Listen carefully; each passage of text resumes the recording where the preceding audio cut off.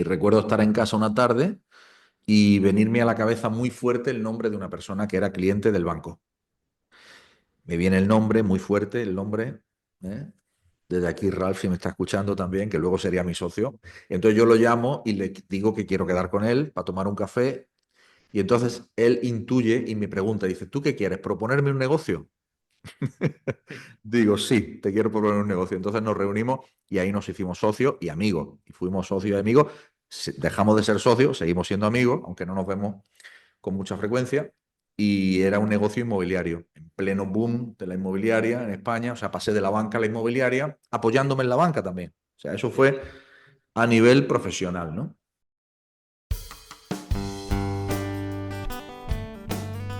Bienvenidos todos a Biografías en Singular. Hoy tenemos a un invitado de lujo. Bienvenido, muchas gracias, Raúl. Hola Héctor, ¿qué tal? Muchísimas gracias por tu invitación, bien hallado y bueno, muy feliz de estar aquí en tu espacio. Muchas gracias, Raúl. Pues lo dicho, es un placer tenerte hoy en Biografías en Singular. Y bueno, aparte de algunos paralelismos que hemos comentado ahora fuera de la grabación, como ya hemos ido hablando, aquí pretendemos pues conocer al ser humano, ¿no? Que se va revelando, que se va desvelando a lo largo de las etapas vitales. Y bueno, Raúl es un divulgador de sabiduría ancestral, de cábala hebrea. También se puede ver ahí en su web el recorrido, ¿no? Parte de su recorrido de búsqueda interior, de cómo vamos encontrando pues ciertas, bueno, información de muchas que han ido avanzando iniciados y bueno, vamos conectando con ellos. Él está haciendo ya desde hace años una gran labor de búsqueda que está ayudando a muchas personas, ¿no? En su propio recorrido, en su camino. Y desde este Raúl más mediático, más conocido, pues vamos a ver si en esta charla pues un poquito nos va a contar cómo se ha ido haciendo todo eso, ¿no? Cómo Raúl encarna, cómo llega a este planeta, lo que vas encontrando, cómo fueron para ti los primeros años, Raúl, cómo te encontraste en este Ah, plano. bueno, Pregunta un poquito ya. pregunta, en Profunda. fin, una pregunta nada fácil de responder. Voy a tratar de sintetizar porque claro, tenemos tiempo limitado. Pues Ujú. yo vine a este mundo, me encarné en la ciudad andaluza de Jaén, en la capital, concretamente en la plaza de Anmaza, en la clínica del doctor Fermín Palma, que ya no existe, hoy es una residencia de ancianos. Y mm, con el tiempo entendí el motivo profundo de por qué mi encarnación había sido en Jaén, ¿no? Yo soy el mayor de cinco hermanos. Ujú. Mis padres, pues son dos personas que han sido personas de clase media, digamos, trabajadoras, y personas que han aportado a su familia y a sus hijos, pues sobre todo el sustento, la educación, el amor, el cariño, junto con el resto de mi familia que siempre estuvieron apoyando, porque al ser tantos hermanos, siempre en casa había un poquito bueno, no, no te voy a decir que pasábamos necesidad, porque no es verdad, pero sí que había momentos en los que estábamos un poco justos. Entonces siempre estaba pues, mi abuela María, que era la abuela paterna, o la abuela Capilla, que era la abuela materna, o las titas, siempre alguien estaba echando una mano. Además, las titas no tenían hijos, en fin, era como muy conveniente, ¿no? Y yo crecí, el recuerdo que tengo de mi infancia es un recuerdo crecer muy feliz en mi casa junto con mis hermanos. Am, Siempre en la infancia hay algunos episodios que son un poco oscuros, emocionalmente difíciles de digerir. Mira, te doy una primicia. Ayer mismo hice un ejercicio muy potente conmigo mismo, guiado una terapeuta y amiga fabulosa, María Elena Tour, aquí en Málaga, que me guió a través de mi infancia y de mi niño interior. Y logré sanar y descubrir ciertas cosas de las que no era consciente. Fíjate, y tengo 51 años para 52, ¿eh? O sea, quiero decirte con esto que tú muy bien sabes que nunca se termina de sanar heridas o de sanar historias hasta el mismo momento que te marchas de este mundo, ¿no? Pero bueno, en general tengo que decir que en un cómputo global, ciertamente mi infancia fue una infancia bonita, agradable, con muchos más claros que oscuros y con muchas más luces que sombras. Y aunque han habido luces y han habido sombras, yo siempre huí de las sombras y me centré mucho más en las luces. Con el tiempo pensé y descubrí que la filosofía es exactamente la contraria, ¿no? Como decía Carl Gustav Jung, ¿no? Dice, nadie se ilumina iluminando figuras de luz, ¿no? Sino que hay que buscar en la sombra, buscar en la oscuridad qué es lo que te dañó, qué es lo que te marcó para de alguna manera ir superándolo y que se deje de repetir en tu vida. Digo esto porque a pesar de que hablo en este caso de mi biografía, porque tú me lo preguntas, es bonito entender que la biografía en realidad, tú lo sabes mejor que nadie, es una excelente herramienta terapéutica, porque al final te das cuenta de todo lo que hay que sanar ahí, ¿no? En la infancia, pues me gustaban muchísimas cosas. Yo recuerdo, como todos los niños de mi época, el fútbol. Yo estudié en el Colegio de los Hermanos Maristas de Jaén, estuve 14 años de hermanos maristas, desde los 3 4 hasta los 17, o sea, desde parvulitos, preescolar hasta COU, o sea, prácticamente toda la educación primaria y secundaria. Y luego estudié Derecho en la Universidad de Jaén. Me licencié en Derecho en la Universidad de Jaén. No porque yo tuviera una especial vocación jurídica, que luego descubrí que se me daba bien, sino porque realmente estaba haciendo una historia de reparación de precisamente la biografía familiar. Tenía que ver con una historia bueno, de ruina económica en mi familia o de que había una sensación de que de manera injusta se había privado de los bienes a mi familia. Y somos tres hermanos, ni más ni menos, licenciados en Derecho, de los cinco, ¿no? Que no es baladí, no es moco de pavo, ¿no? Eh, Durante toda mi juventud, infancia y juventud, como te digo, muy aficionado a los deportes, me gustaba muchísimo el fútbol. Los hermanos maristas además potencian muchísimo el deporte, con lo cual allí se practicaban toda clase de deportes. Pero también potenciaron una cosa muy importante que también tengo en común contigo, que es la música. Yo recuerdo que allí en el Colegio de los Hermanos Maristas, como actividad extraescolar, allá por sexto de GB, 12 años, 11 12 años, el profesor de matemáticas, don Antonio Peña, pues a la vez era el responsable de la rondalla del colegio. Y entonces una tía mía, mi tía Marce, que da la casualidad de que era enfermera del médico pediatra al que este señor llevaba a sus hijos, pues me dijo, mira, don Antonio Peña está en la rondalla y tiene interés en que te apuntes porque te gusta la música y tal y cual. Entonces yo no había cogido una guitarra en mi vida. Sin embargo, mi padre había comprado una guitarra en casa desde que yo era muy chiquito. Me acuerdo mi padre comprar instrumentos que no tocaba, pero los compraba y los dejaba allí. Y entonces compró una guitarra flamenca, compró un órgano también, pero un órgano no un organillo Casio, sino un órgano, ¿no? Grande, de esos de dos teclados, ¿te acuerdas, no? Los órganos Sí, esos sí, grandes, sí. que traían ritmos pregrabados y unos sonidos muy... Ajá. claro, y eso se ve como una cosa muy, muy vintage, ¿no? Pero imagínate en la época, un pedazo de órgano allí, que y yo alucinaba cuando mi padre compraba esas cosas, porque al final quien aprendió a tocarlo era yo. Ujú. Además de manera autodidacta, o sea que se me daba bien la música y entonces me anoté a la rondalla y ahí aprendí a tocar la guitarra. Ahí aprendí mis primeras canciones, canciones de tuna, canciones de rondalla. Y ese mismo año, sexto de GB, un hermano marista que era profesor mío de matemáticas en sexto de GB, en quinto de GB en esa época, eh, que era el hermano José Manuel, que ya falleció. Este hermano, que era un tipo muy musical y le gustaba mucho el rollo de la guitarra eléctrica y el rock y así, pues me invitó a participar en el grupo de guitarra eléctrica del Colegio Marista. Yo no sabía ni que existía tal cosa.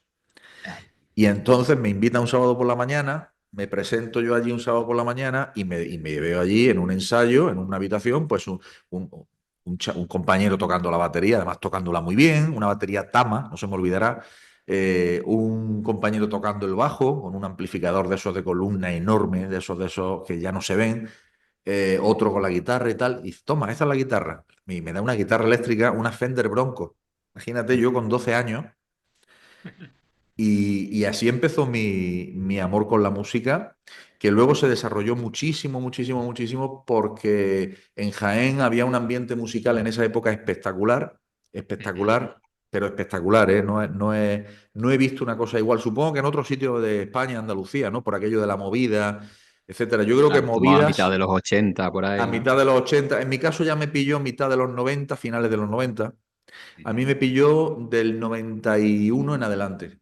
O ujú, sea, la época para mí dorada, digamos, musical, fue en realidad del 89 en adelante. En el 89 formo o pertenezco a las primeras bandas de rock o de pop, muy jovencito todavía, 16, 17 años, pero en el año 91 formo una banda que se llama Cruella de Vil, que resulta que llega a ser finalista del Lagarto Rock. Yo tenía 17 años, imagínate, yo me acuerdo la final en la Plaza de Toros de Jaén, con los Ronaldos como grupo invitado, en fin, pues, para quien no sea de España, pues un grupo muy, muy conocido, que triunfaba muchísimo en sí, aquella época.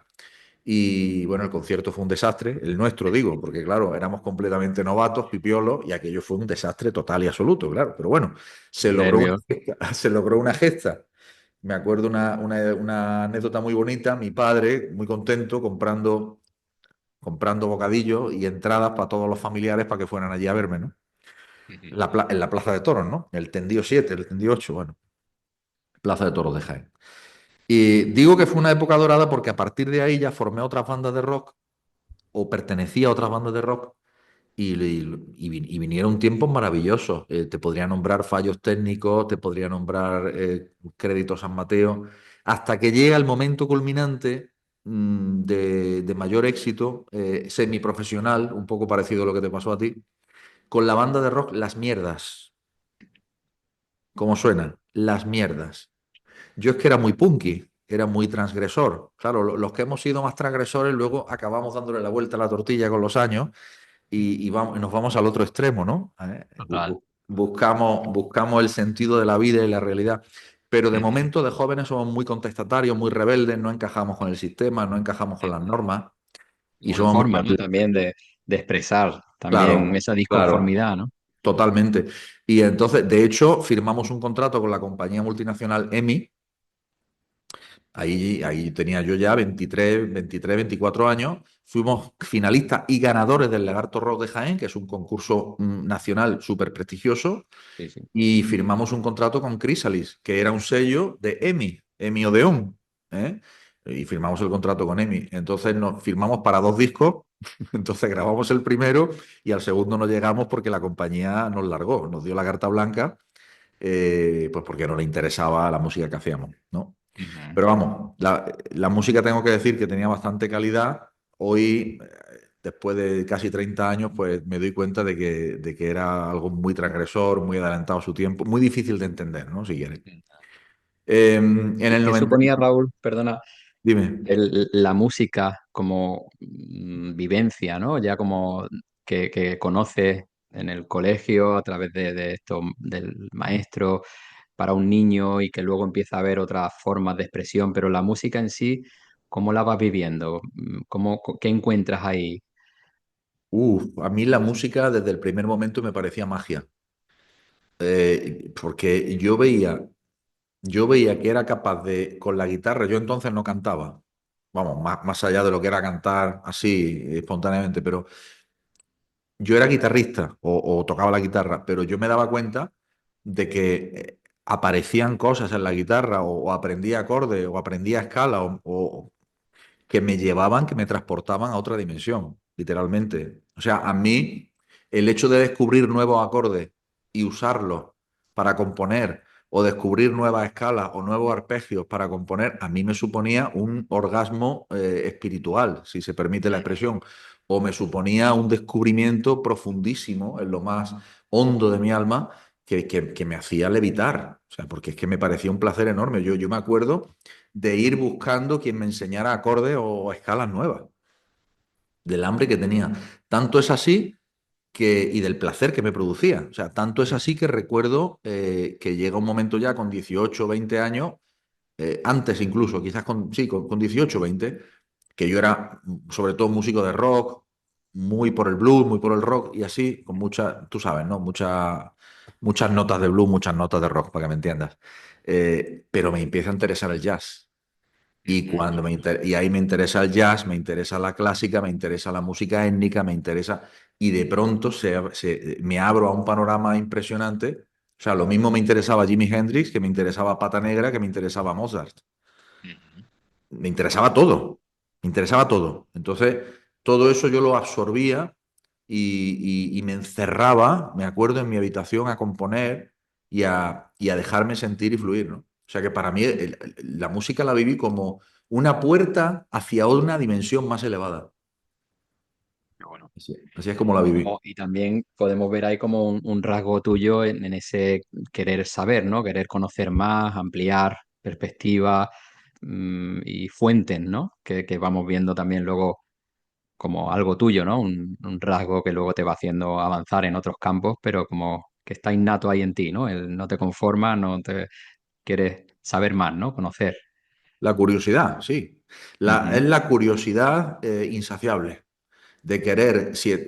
A mí siempre me ocurrió, yo creo que es un quizás no, con certeza te diría, es un rasgo de mi personalidad, es la insaciabilidad cuando me da por un tema.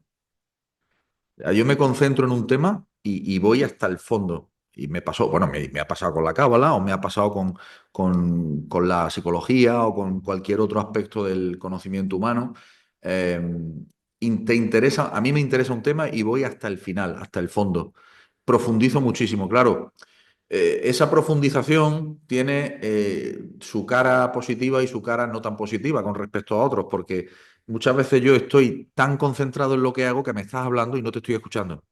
ujú, ¿Eh? Estoy completamente en mi mundo y estoy ensimismado en mi mundo, en mi pensamiento, en mis cábalas mentales, en mi investigación, en mis hilos mentales y estoy en un desarrollo de una idea o de ideas concatenadas y claro, eso a mí me mete en un túnel que es muy luminoso, pero que muchas veces desconcierta a algunas personas que viven conmigo, como le pasaba, le ha pasado a mi mujer, a mi exmujer en este caso, y también le pasa a la mujer actual, ¿no? Entonces, ujú.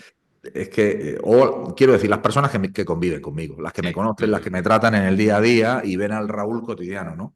ujú. De pronto, eso, estoy con algo, me está hablando y no te estoy escuchando. Y estás ahí en tu foco, ¿no? ¿Eh? Estoy en ese foco. Que luego salen desarrollos que son espectaculares y me llenan muchísimo de satisfacción y de placer cuando los logro plasmar, traer al momento presente, escribirlo. Quizás de ahí sale una clase que imparto a mis alumnos, la Ujú, mayoría de las veces así. O quizás de ahí sale un ensayo, que luego lo hago un artículo, que luego lo hago un vídeo, no ujú. sé, cuando conecto con esa realidad sutil, con esos mundos sutiles, para mí es un verdadero placer. Y la música fue una puerta de entrada y sigue siéndolo fundamental a esos mundos sutiles. Muy bien. Vamos ya entendiendo también otros aspectos, ¿no? Del Raúl presente, ¿no? Y nos habíamos quedado ahí por la carrera, más o menos, la parte cuando estudias Derecho, que comentabas también, un par de hermanos también en casa que también estudiaron Derecho. Y Bien. bueno, ¿qué tenemos por ahí en esa década de los 20 más o menos? Como enlazado también con la música, ¿cómo vive Raúl esa etapa? Mira, en esa etapa ocurre un hecho dolorosísimo. Yo creo que el gran dolor de mi vida, que fue el fallecimiento de mi madre. Mi madre muere con 46 años, cuando yo tengo 26. Yo soy el mayor de 5 hermanos, por lo tanto yo tenía 26. Las edades son más o menos escalonadas, hasta llegar a la pequeña, mi hermana pequeña, que en aquel momento tenía 13. Y yo siempre recuerdo con mucha emoción cómo yo tuve que comunicarle que su mamá había partido de este mundo, ¿no? Y, y fue de verdad fue un shock tremendo, precedido por la enfermedad, precedido por el proceso de enfermedad, que fueron 14 o 15 meses, en un momento en el que te das cuenta que el pilar de la familia, que era mi madre, pues desaparece, ya no está, ¿no? Entonces eso me obligó a mí y a todos mis hermanos a reinventarnos y a vivir de otra manera, o sea, a recolocarnos dentro del sistema familiar. Y yo en ese momento estaba estudiando posiciones para notario, y claro, obviamente que mi nivel de concentración y mi nivel de foco no era el más adecuado. Y al final acabé dejándolo, estuve un año y medio, creo que un año y medio estudiando posiciones, me llegué a presentar a uno de los exámenes, suspendí, obviamente, y entonces tomé la decisión, ya estamos en los 28 años, de que quería salir de Jaén, de mi ciudad, y quería tener experiencia fuera. En ese momento también sucede que la que era mi pareja entonces me deja.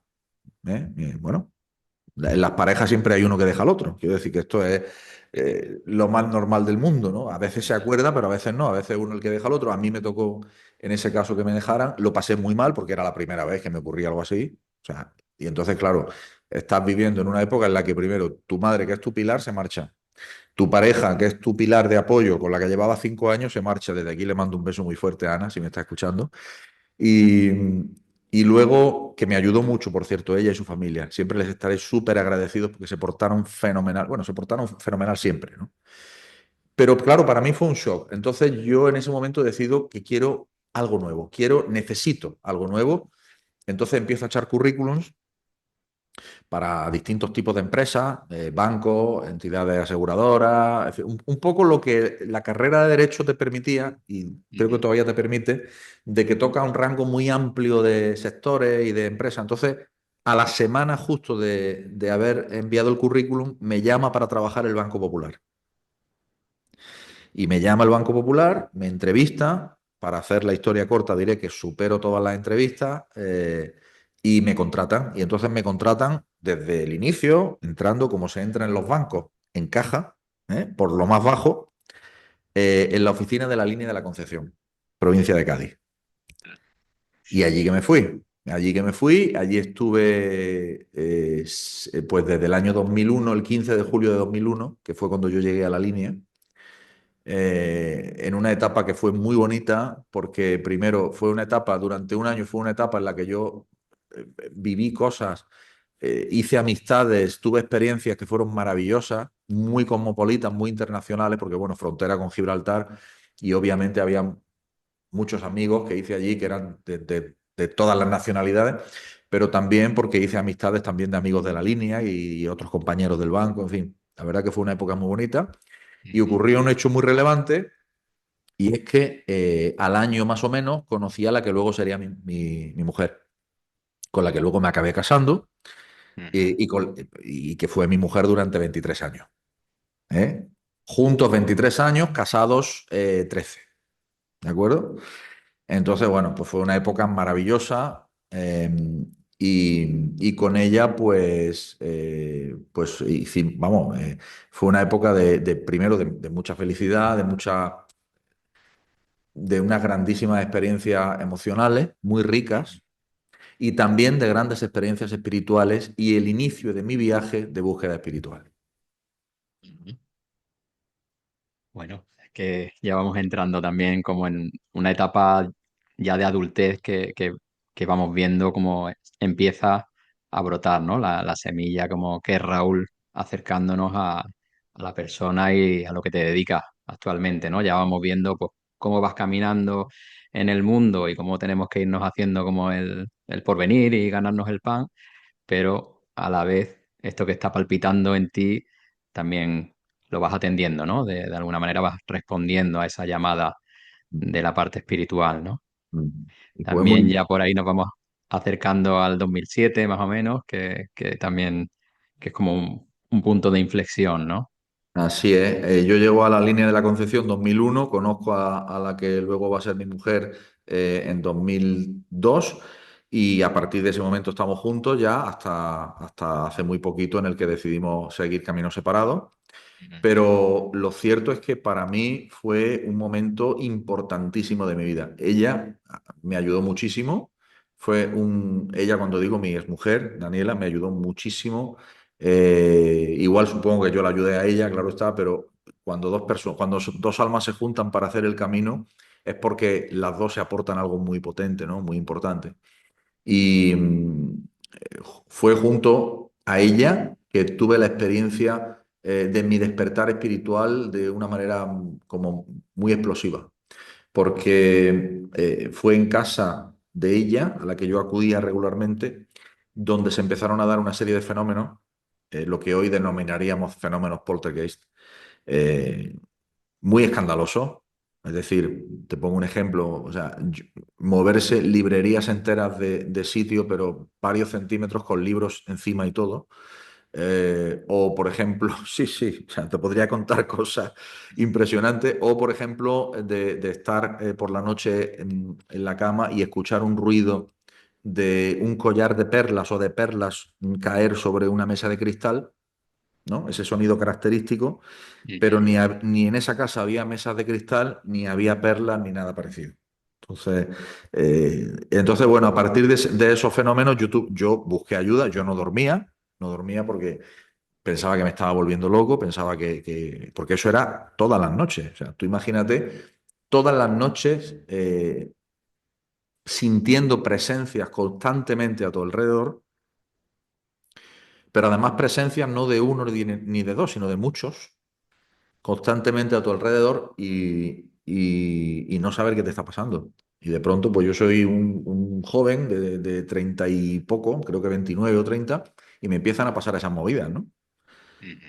Entonces, y en una ciudad que no es la mía, y recién conociendo a una persona, que veas tú que ella podía haber dicho, este tío se le está yendo la olla, yo paso de estar con este. Y ella hizo lo contrario. Ella Ujú. se quedó conmigo y decidió apoyarme, tomó una decisión muy valiente. Ujú. Y esa ayuda de ella y de una amiga, pues me llevó a conocer a una de las personas que serían más importantes en mi vida y fue un gran maestro espiritual que hoy ya no está en este plano, que es Peter McKay, que fue para mí uno de las personas más importantes, eh, que me ayudó, que me hizo comprender lo que me estaba pasando, que me ayudó a racionalizarlo y sobre todo me ayudó a integrarlo y a canalizarlo. Eh, Fue decisivo para mí encontrarme con él y fue una amistad muy bonita con Peter que duró pues hasta que se marchó de este mundo hace apenas un año. Ujú. O sea que fue una época muy potente.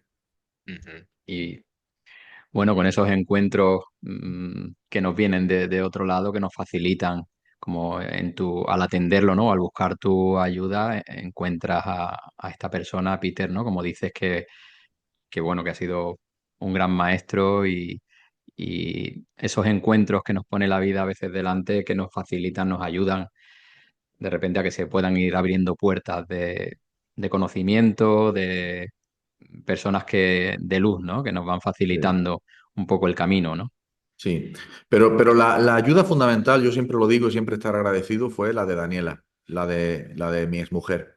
Ujú. Fue mi mujer durante 23 años, pero esa fue la ayuda fundamental, porque sentir el apoyo de ella, ten en cuenta, en una ciudad, en un sitio en el que yo no pertenecía allí, yo había Ujú. recién llegado allí, no tenía base social, no tenía círculo, no tenía y de repente entroncar con ella, que ella me brinde el apoyo, luego ya toda su familia, que fue mi familia política, como me acogieron, y todas las personas de Gibraltar y de la línea que me acogieron y que me dieron todo su apoyo. Es decir, al final yo formaba parte de un círculo allí que me hacía sentir protegido, me hacía sentir de verdad acogido acogido. Y Ujú. eso es muy importante porque eso te da al final la fuerza como para poder superar todos los obstáculos, ¿no? Ujú. Qué bueno. Sí, también eso es claro, de agradecer, ¿no? Personas que te arropan en Muchísimo. momentos de dificultad, ¿no? Es como esa segunda familia que se puede dar en otro Así es. momento de la vida y bueno, que permite también a veces que ese huevecito o esa posibilidad que somos también Mm. pueda incubar de una forma adecuada, ¿no? Para poder irnos proyectando. ¿Cómo continuamos, Raúl? ¿Cómo siguen estos años? Eh, Estos años son unos años en lo personal de muchísimo crecimiento espiritual porque teníamos reuniones todos los miércoles en casa de Peter McKay. Desde aquí mando un beso enorme a su hija Stacy, a su hijo Peter Michael, a su mujer Susan, si me están escuchando, y a todos los amigos de Gibraltar, bueno, Wayne, a su hijo mayor Wayne, y a todos los amigos de Gibraltar, a Dani Chipolina, a la familia Chipolina, a todos los que acudían a aquellas reuniones, a Nairi Chipolina también, porque al final acabamos siendo muy amigos, hermanos, y fue una época tan bonita que yo me sentía realmente en hermandad, ¿no? En hermandad. Paralelamente, yo en ese momento estoy en Banco Popular, pero Banco Popular tenía una política, digamos, con los empleados, digamos, que era de que no permanecieran en un solo sitio. O sea, para tú hacer carrera en un banco tenías que ir moviéndote por las distintas oficinas y yo ya no estaba dispuesto a eso. Entonces yo ya cuando conocí a la que iba a ser mi mujer, yo ya no me quería mover de allí. Yo allí ya sí tenía un círculo, ya sí me sentía acogido, ya sí me sentía fuerte y me sentía con éxito y con posibilidades de éxito. Entonces, a pesar de que no tenía nada, literalmente nada, porque lo que tenía era el sueldo de un empleado de banca y una mano delante y otra detrás, ¿verdad? Con 31 años, pues tomo la decisión de marcharme del banco, lo cual vamos, cayó como un jarro de agua fría en los miembros más veteranos de mi familia de sangre, porque no lo entendían. Yo recuerdo a mi abuela, por ejemplo, hijo mío, te va a morir de hambre, o porque de alguna manera entendían que la banca era algo muy seguro. Fíjate que hoy el Banco Popular ni existe. Imagínate lo seguro que era, ¿no? No hay nada seguro en la vida. Esta es la lección que tenemos que sacar. Ni hay que buscar nada seguro también. O sea, el cerebro humano lo que he descubierto es que no está acostumbrado a vivir en la incertidumbre. Y yo creo que la incertidumbre es uno de los grandes maestros que tenemos en la vida. Es lo que nos enseña a adaptarnos y a hacernos cada vez más volubles, como el famoso Be Water, My Friend de Bruce Lee, ¿eh? Ujú. Pero que en Cábala tiene un peso específico muy grande porque los cabalistas siempre enseñan que todo es para bien, incluso que las fuerzas del mal tienen un objetivo que es hacernos crecer, hacernos a que nos actualicemos, que saquemos lo mejor de nosotros mismos, ¿no? Y bueno, yo ahí tomé esa decisión con 31 años, me marcho del banco y aquí pasa una anécdota muy fuerte también y es que como yo ya tenía, digamos, un canal muy abierto, pues a mí me venían a la cabeza, digamos, las cosas que tenía que hacer con muchísima claridad. Y recuerdo estar en casa una tarde y venirme a la cabeza muy fuerte el nombre de una persona que era cliente del banco. Me viene el nombre muy fuerte, el nombre. ¿Eh? Desde aquí Ralph, si me está escuchando también, que luego sería mi socio. Entonces yo lo llamo y le digo que quiero quedar con él para tomar un café. Y entonces él intuye y me pregunta, dice, ¿tú qué quieres? ¿Proponerme un negocio? Digo, sí, te quiero proponer un negocio. Entonces nos reunimos y ahí nos hicimos socios y amigos. Y fuimos socios y amigos. Dejamos de ser socios, seguimos siendo amigos, aunque no nos vemos con mucha frecuencia. Y era un negocio inmobiliario, en pleno boom de la inmobiliaria en España. O sea, pasé de la banca a la inmobiliaria, apoyándome en la banca también. O sea, eso fue a nivel profesional, ¿no? Eh, y entre medio, pues creciendo en mi relación de pareja, creciendo en mi búsqueda personal, siendo un lector ávido de todo lo que era literatura espiritual. En aquellos tiempos, literatura, digamos, de conceptos espirituales sencillos, pero que me parecían muy profundos, como Deepak Chopra o Wayne Dyer o Eckhart Ujú. Tolle. En aquella época era así, ¿no? Yo recuerdo Ujú. escuchar el primer audio de Eckhart Tolle en inglés y no entender nada de lo que estaba queriendo decir. O sea, imagínate el nivel de conciencia. O sea, hablaba, hacía pausas como él hace, muy largas, y yo pensaba, ¿qué ha dicho? ¿De qué está hablando? O sea, yo no entender de qué estaba Ujú. hablando.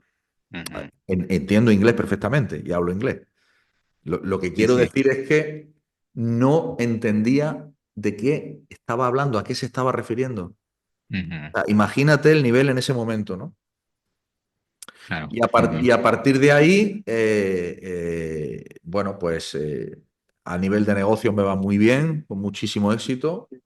A nivel personal me va muy bien con mi pareja y a nivel amigo me va muy bien también. Llega la crisis del 2007, la famosa crisis subprime, de la hipoteca Ujú. subprime. Los más jóvenes no la recordarán, pero bueno, fue una crisis económica muy fuerte en el que de pronto todas las personas que tenían hipoteca e interés variable se les subió la cuota a las nubes y hubo unas subidas de intereses muy grandes, ¿no? Y entonces, en ese momento, ya había decidido que quería tomarme un tiempo de descanso, un año sabático, vamos a decir. Habíamos decidido mi pareja y yo que queríamos tomar un año sabático. Y así lo hicimos. O sea, preparé todo el cierre de la empresa y cuando estaba junto ya a punto de cerrar es cuando tiene lugar la crisis, ¿no? O sea que Mm. me pilló completamente fuera ya, ¿no? del negocio. Y entonces ahí en ese momento decidimos que queremos vivir en la naturaleza, en el campo, y nos trasladamos a Cazorla, a la Sierra de Cazorla, a vivir. Mm. Ya más cerquita de Jaén, ahí tenemos un poquito más contacto con mi familia de origen, ya nos pilla más cerca para visitar y demás. Y bueno, el tema musical queda completamente aparcado. Te habrás dado cuenta que no he mencionado nada Mm. musical porque durante toda la época que estoy en la línea lo que hago es componer y grabar mis propias demos, mis propias maquetas, pero nada más. Y ahí A quedan esas nivel canciones privado, ¿no? Todo. a nivel privado, pero ahí quedan esas canciones grabadas que Ujú. luego, después, posteriormente, en el año 2015, ya viviendo en Ronda, en Arriate, ahí sí me voy a un estudio de mi amigo Pachi García, Alice, músico muy conocido en España, y él es productor del álbum, de mi primer álbum en solitario, que se llama Sin Avisar, que está en Spotify, lo podéis escuchar, y ahí grabo gran parte de esas canciones que quedaron en el cajón, ¿no? Pero eso fue ya en 2015, eso fue muchísimo después, ¿no? En 2007 llega la crisis, 2008 estamos preparando la ida para Cazorla, pero hasta 2009 no nos vamos. Y en 2009 es donde a mí se me produce un fenómeno que es una enfermedad fuerte, fuerte, fuerte, que es pancreatitis repetitivas. La pancreatitis es una inflamación del páncreas que es mortal de necesidad. Una pancreatitis, pues yo tuve como 7, 8. Sí, sí, vamos, una cosa increíble, provocadas por piedras en la vesícula biliar. Ujú. Cuando uno tiene piedras en la vesícula biliar y inicia el proceso digestivo, la vesícula, que es como una pera, hace como un bombeo, sale la bilis, pero salen también las piedras. Y las piedras entonces se quedan atrapadas en el conducto pancreático. Eso te provoca una inflamación y un dolor, pero un dolor físico tremendo. Y yo recuerdo que el gran aprendizaje en esa época para mí fue el dolor físico. Yo nunca jamás había tenido un dolor físico tan fuerte como tuve en esa época. Muchos episodios de dolor físico, muchísimos. Yo ahí estaba muy peleado con el sistema, tanto con el sistema financiero como con el sistema de la medicina oficial, digamos, corporativa, como con todo lo que supusiera un sistema, con el sistema legal, con el sistema político, estaba peleado con todo. Ujú. Entonces yo me negaba a operarme y quería curarme por medios naturales. Al final fue un proceso de toma de conciencia y al final me acabé operando y ahí mi ego se redujo al nivel del betún. O sea, a base de dolor, a base de palos, a base de sufrimiento, que era lo que yo necesitaba. Está claro que era lo que yo necesitaba porque de otra forma, pues no sé, o quizás no estaría en este plano porque habría trascendido o quizás no sé qué hubiera pasado. Lo que sí tengo muy claro, y lo he explicado muchas veces, es que el creador me deja en este mundo no por el mérito de lo que hice, sino por el mérito de lo que yo estaba llamado a hacer. Eso lo tengo clarísimo. En ese entonces no lo sabía, ni tenía ni idea. La cábala ni había aparecido en mi vida. Ni me dedicaba al mundo terapéutico, ni me dedicaba al mundo del acompañamiento personal. Nada de eso. Yo estaba en un proceso de año sabático en el que justamente surge la enfermedad. Ujú. Un aprendizaje ahí tremendo, ¿no? Como dices, a través del dolor, Sí, como a veces vienen circunstancias en la vida que no esperamos ni vemos venir, ¿no? Como dices, sí, y nos hacen una transformación total. íntegra. Ahí comentas, leí en tu página bueno, que lees muchísimo, que te pones ahí en el periodo de la enfermedad. Antonio Blay, ¿no? Comenta Sí, sí, como sí, gran maestro en esa época, ¿no? sí. Y, y empiezas a investigar, ¿no? Ya has comentado también cómo te confrontas con los sistemas muchas veces, ¿no? Como tenías ahí y empiezas tú a investigar, a hacer tu propia búsqueda, ¿no? De terapia, ¿no? Me imagino que viene a continuación, ¿no? De tu proceso de enfermedad. Así es, así es. Yo en esa época, bueno, en esa época me dedico a la investigación profunda. Como bien has dicho, Antonio Blay para mí es el referente total y absoluto. Estudio todo su material varias veces. Ya te dije, cuando me meto en algo me meto muy a fondo y para mí es absolutamente transformador, sanador. En esa época conozco el trabajo de Alejandro Jodorowsky, conozco el trabajo de las constelaciones familiares, conozco el trabajo del doctor Hammer también, y Ujú. me formo en cada una de todas esas áreas que te acabo de mencionar y en otras. Es decir, me formo con el doctor Fermín Moriano, que era la mano derecha de Hammer en España, pues me formo con él. Me formo en el aula La Montera de la mano de Ramón Resino, alumno directo de Bert Hellinger en constelaciones familiares. Eh, y la verdad que fue una época de formaciones y de estudio, que fue lo que hicimos, Daniela y yo en esa época, formarnos. Y por fin, bueno, ya me opero, me quitan la vesícula, ya todo más o menos, eso fue en el 2010. En el Ujú. 2011 me caso, nos casamos Daniela y yo, en Cazorla, y lo siguiente es que nos empezamos a formar con Enrique Corbera. De pronto descubrimos a Enrique Corbera y la biodescodificación, que luego fue la Ujú. bioneuroemoción, y vimos que era el encaje perfecto de todo lo que habíamos estado estudiando. Y nos fascinó y entonces fue ahí es donde realmente, digamos, yo adquiero las habilidades terapéuticas y la consistencia, digamos, terapéutica en un rol de terapeuta como es Enrique, que es muy confrontativo, pero a la vez es muy firme y a la vez es muy compasivo. Entonces, para mí ha sido y es uno de mis grandes maestros, junto con Ramón Resino en el aula La Montera, que ya no está entre nosotros, junto a Peter McKay, junto a Antonio Blay, junto a, bueno, es que al final son muchos maestros los que van sumando, que cada vez que tengo oportunidad los menciono y con mucho orgullo, porque lo cierto es que me han hecho pues la persona o la personalidad que soy hoy y estoy súper agradecido. El principal maestro es la pareja. Aquellos que tenéis hijos, los hijos son unos maestros tremendos, no sé si es tu caso. En mi ¿Eh? caso. El mío tampoco, pero bueno, tenemos hijos espirituales. Dice la Cábala que los que tenemos alumnos, pues nuestros hijos espirituales son nuestros alumnos. Pero la pareja es un maestro tremendo que si lo sabes entender con humildad, y en mi caso no siempre fue así, pero si lo sabes entender con humildad, que hoy creo que sí es así, va por ese tema, pues, pues puedes aprender a pasos agigantados y muy Ujú.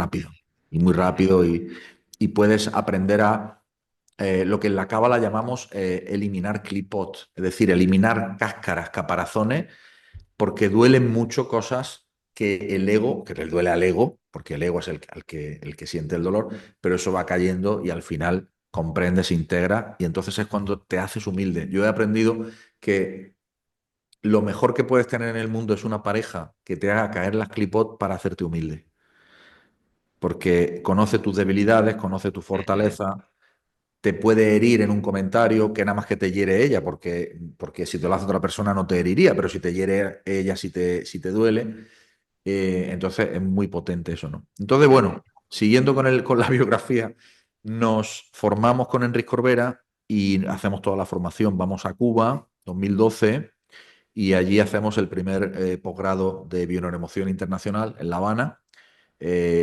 Nos titulamos, nos recibimos allí con el posgrado y luego hacemos toda la formación posterior ya en San Cugat del Vallès, en Ujú. Barcelona. Y a partir de ahí ya, ahí empieza mi camino terapéutico de acompañamiento y yo jamás pensé que yo podía dedicarme al acompañamiento terapéutico.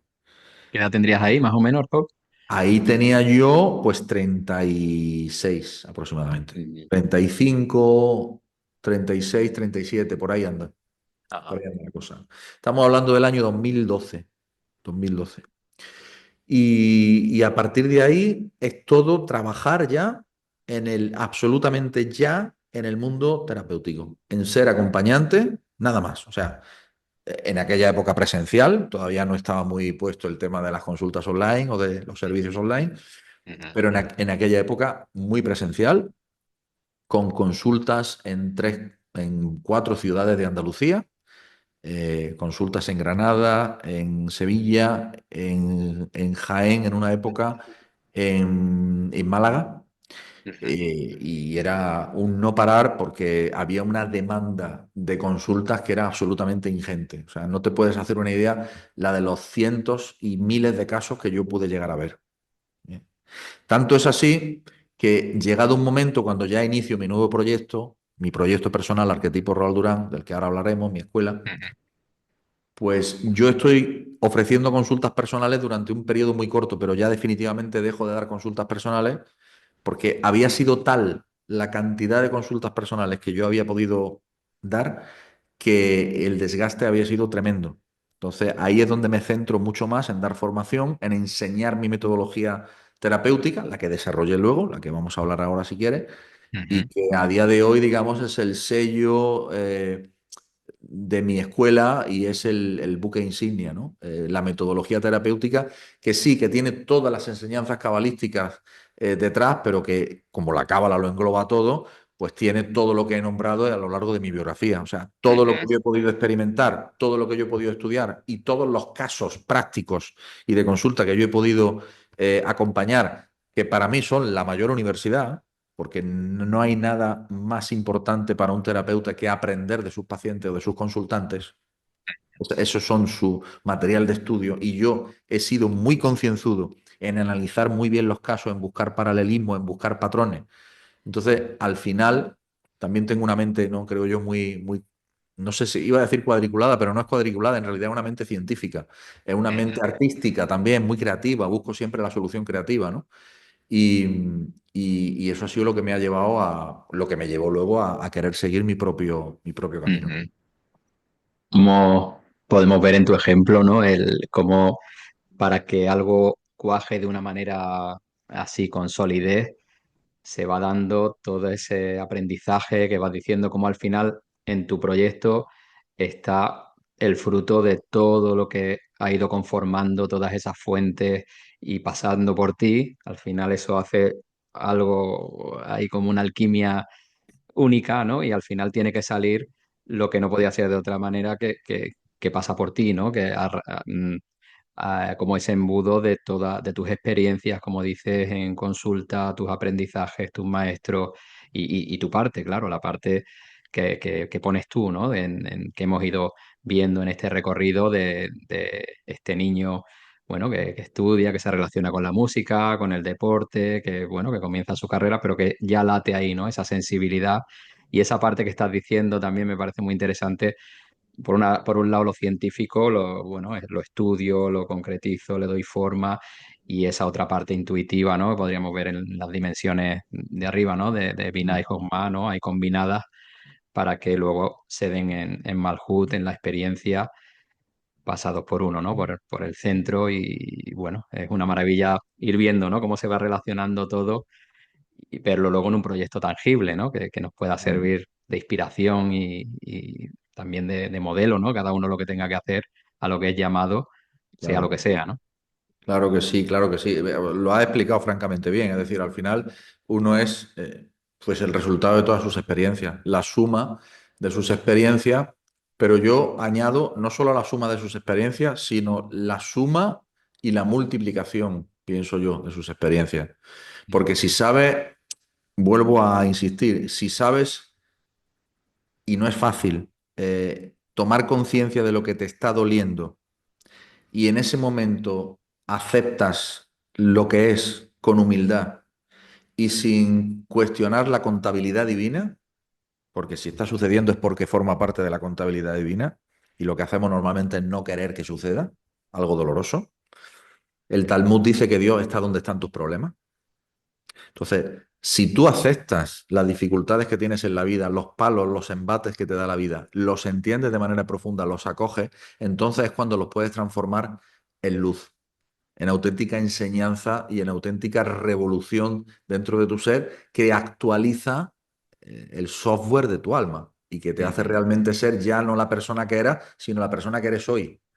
ujú, Y eso es súper potente. Eso es, para mí, es lo más potente que yo he podido experimentar. Es decir, yo le agradezco, y no estoy pidiendo sufrimiento, conste, pero agradezco los episodios de dolor que por otra parte tengo que decir que como los he podido superar, pues con la ayuda del creador, pues doy gracias al Creador por la oportunidad que me ha dado de poder experimentarlo y doy gracias a las personas que me ha puesto a mi lado, en mi camino, para que me apoyen en poder superarlo. Entonces, yo creo que al final no es que sea un mérito mío, es un mérito de nuestras almas en conjunto, ¿no? Por eso en la Cábala lo que se busca es la rectificación del mundo, ¿no? El Tikkun Olam, es decir, no es tanto una rectificación personal, que también, sino que es mucho más importante que nuestra rectificación personal sea la rectificación de otros, que otros participen en tu rectificación y tú en la de otros. Entonces se forma un juego, un baile, que es lo que permite que el mundo se rectifique en conciencia. Y bueno, vamos llegando a la etapa presente, ese sueño tan revelador que tienes, ¿no? Que cuentas que has comentado ya en alguna ocasión y lo explicas ahí también en tu página, como que abre la puerta, ¿no? A una etapa con la que ya llegaríamos al presente. Pues Eh, sí, sí, sí, así es, Héctor. Eso parte del final de una etapa con Enric Corbera, y ahí tomo la decisión de realizar un proyecto en solitario, pero además en solitario, y lo que hoy se conocería como una marca personal, ¿no? Pero yo en aquel momento no estaba pensando en términos de marketing, estaba pensando más bien en términos de la necesidad que yo tenía de que el proyecto fuera personal para que, para de alguna manera, que tuviera la garantía de que se hacía de la manera que yo quería que se hiciera, ¿no? O de que no tanto que yo quería que se hiciera, que yo sentía que se tenía que hacer más bien, ¿no?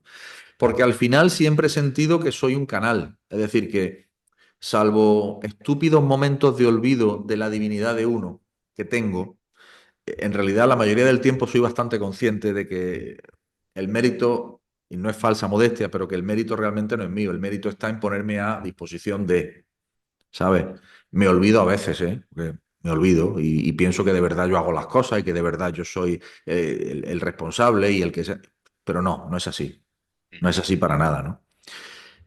Entonces, bueno, efectivamente establezco ya la escuela, ya definitivamente dejo las consultas personales a un lado y me formo y me centro en la formación. Entonces, bueno, hay primero un programa fundamental que es el programa de letras hebreas.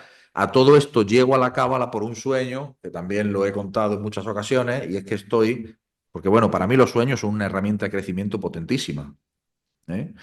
Y a partir de cierto momento en mi vida le hago mucho caso a los sueños. Y uno de ellos fue tan revelador, tan vívido, tan potente, que no tuve más remedio que sentir la certeza de que era un camino de vida, ¿no? Entonces, bueno, un rabino se presenta en la puerta de mi casa, cargado con pergamino en las dos manos, sonriendo, con ojos azules muy chispeantes, con una luz muy potente, me sonríe, me suelta los pergaminos y se va. Ese es el sueño. Y ahí lo entendí todo. Y ahí lo entendí todo. Ahí lo entendí todo. Entonces tomé a la letra Aleph como logotipo de mi proyecto, y sigue siéndolo porque la letra Aleph es bueno, pues es la unidad, representa la unidad, representa el nombre que apunta hacia la inteligencia creadora, desde el Ein Sof, que es lo infinito y que no se puede contener, pero también en hebreo se dice Alufosh el Olam, el rey del mundo, el dueño del mundo, y es la inteligencia creadora en la que todos, en la que todos vibramos, nos demos cuenta o no, de una forma u otra, ¿no? Y fue una época muy bonita, la primera etapa de la escuela, porque digamos que se establecieron las bases de lo que hoy han sido los tres programas estrellas de la escuela, que son el programa de letras hebreas, que ahora recién lo lanzamos y abre sus puertas bueno, a partir de julio, a partir de agosto en realidad, pero que se abre su inscripción a raíz de una clase magistral que doy el día 29 de junio, sobre las letras hebreas y la importancia que tienen como componentes de nuestra alma y de toda la realidad. Yo digo que es el código de computación de toda la realidad. Luego está el programa T9, que es el programa en el que enseño y en el que practico junto con todos los estudiantes la metodología terapéutica que yo he llevado a cabo y que he desarrollado, ¿no? A lo largo, como te digo, Numerología. de miles de casos. Es Ujú, una metodología muy potente, ujú, a la que le he puesto nombre porque hay que ponerle un nombre, pero no porque tenga nombre en sí, sino porque, y además está en periodo continuo de evolución, porque imagínate, eh, cada vez que tú te actualizas y no eres el mismo, ya miras la realidad, la observas de la realidad de una manera distinta, ¿no? Pues la llamé metodología ARD, arquetipo Raúl Durán, porque se basa mucho en el mundo de los arquetipos, ¿no? Empezando por las letras hebreas, obviamente, como arquetipo de la creación. Y luego el programa de interpretación de sueños, que bueno, la primera edición fue en el 2023 y fue un absoluto éxito. Eh, Ujú.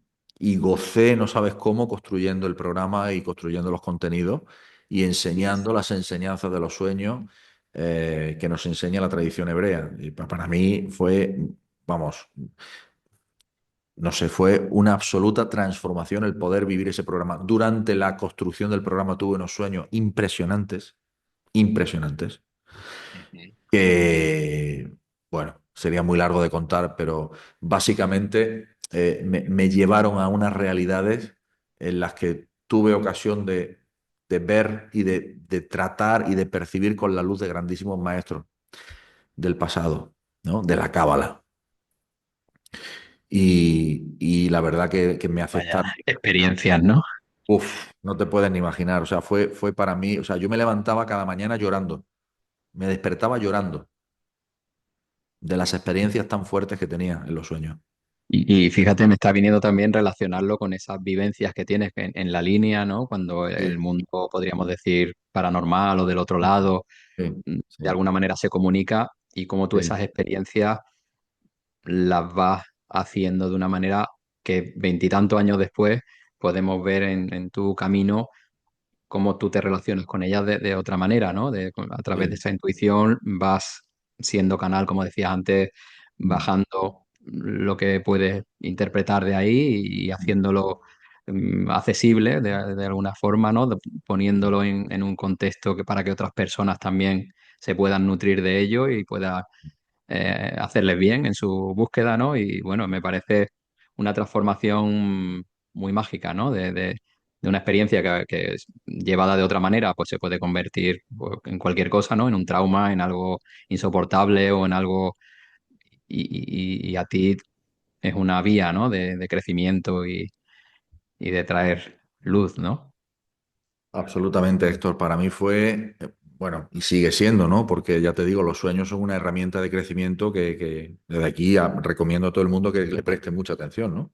Ujú, Y bueno, en el año 2000, ya pues para ir finalizando con la biografía, ujú, en el año 2023 planifico mi año sabático, decido tomarme un año sabático. Lo tengo que planificar porque tengo compromisos adquiridos, tengo que dar los cursos que me he comprometido y al final logro iniciar mi año sabático allá por junio del 2024, en mayo, junio, junio. Un año sabático que ha sido toda una revolución en mi vida, una revolución que no esperaba, pero que se ha dado. Y es que, bueno, pues mi mujer, la que era mi mujer y yo, decidimos seguir caminos separados, ujú, de una forma además cordial, de una forma amistosa, armoniosa, ejemplar, diría yo.